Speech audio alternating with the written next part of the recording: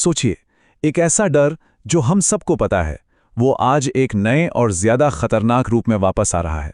दशकों की कोशिशों के बावजूद परमाणु हथियारों का खतरा कम होने के बजाय और भी ज्यादा बढ़ता जा रहा है। तो चलिए आज इसी पर बात करते हैं कि हम एक नए परमाणु युग के मुहाने पर क्यों खड़े हैं। स्क्रीन पर जो नंबर दिख रहा है वो सिर्फ एक आंकड़ा नहीं है, ये एक बहुत बड़ी चेतावनी है। सिप्री ईयरबुक 2024 के मुताबिक दुनिया भर में ऑपरेशनल न्यूक्लियर हथियारों की संख्या 9,500 के पार जा चुकी है और ये लगातार बढ़ रही है। ये दिखाता है कि ये खतरा कोई कल्पना नहीं बल्कि एक हकीकत बनता जा रहा है। तो यहाँ एक बड़ा सवाल खड़ा होता है, हम टेक्नोलॉजी में इतना आगे निकल गए हैं, फिर ये पुराना डर, परमाणु युद्ध का डर वापस क्यों आ रहा है और इस बार ये इतना खतरनाक क्यों लग रहा है? इसका जवाब आज की बदलती हुई दुनिया में छुपा है। तो चलिए सबसे पहले ये देखते हैं कि वो कौन से कारण हैं जो इस नए परमाणु खतरे को हवा दे रहे हैं। और हाँ, ये सिर्फ पुराने कोल्ड वॉर का रिप्ले नहीं है, मामला उससे कहीं ज्यादा पेचीदा और अप्रत्याशित है। देखिए, दुनिया भर में जो लड़ाइयां और तनाव बढ़ रहे हैं उनका सीधा असर परमाणु जोखिम पर पड़ता है। जब देशों में टेंशन बढ़ती है तो वो अपनी सुरक्षा के लिए परमाणु हथियारों पर ज्यादा निर्भर होने लगते हैं। अमेरिका और रूस के बीच INF जैसी जरूरी संधियों का टूटना इस बात का साफ सबूत है कि बातचीत के रास्ते बंद हो रहे हैं और हथियारों की एक नई दौड़ शुरू हो रही है। और बात सिर्फ पॉलिटिक्स की नहीं है, टेक्नोलॉजी इसे और भी ज्यादा खतरनाक बना रही है। हाइपरसोनिक मिसाइलें इतनी तेज हैं कि किसी भी देश को हमले का जवाब देने के लिए सोचने तक का मौका नहीं मिलेगा।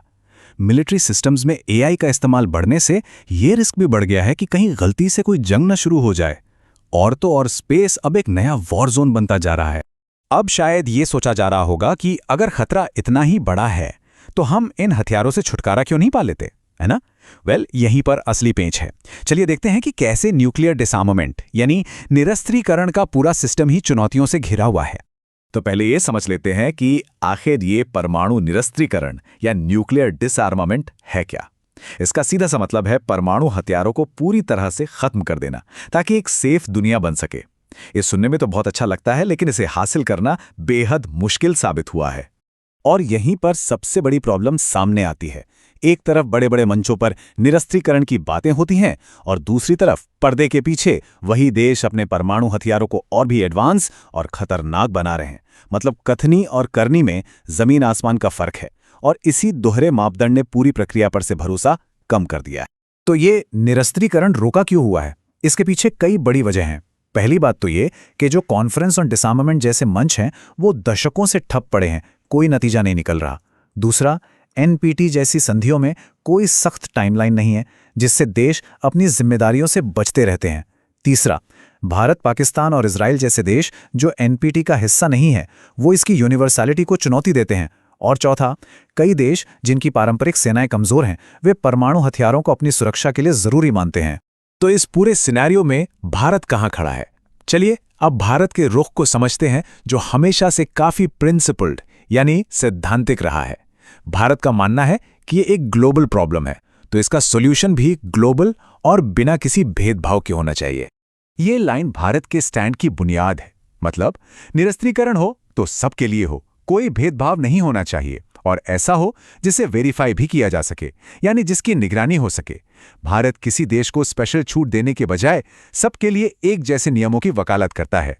और ये कोई आज की बात नहीं है, भारत की ये आवाज दशकों से गूंज रही है।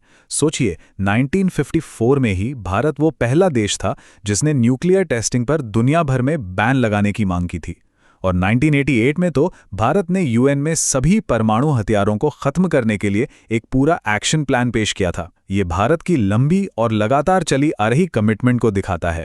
भारत का ये प्रिंसिपल्ड स्टैंड उसकी अलग अलग संधियों पर पोजीशन से और भी साफ हो जाता है।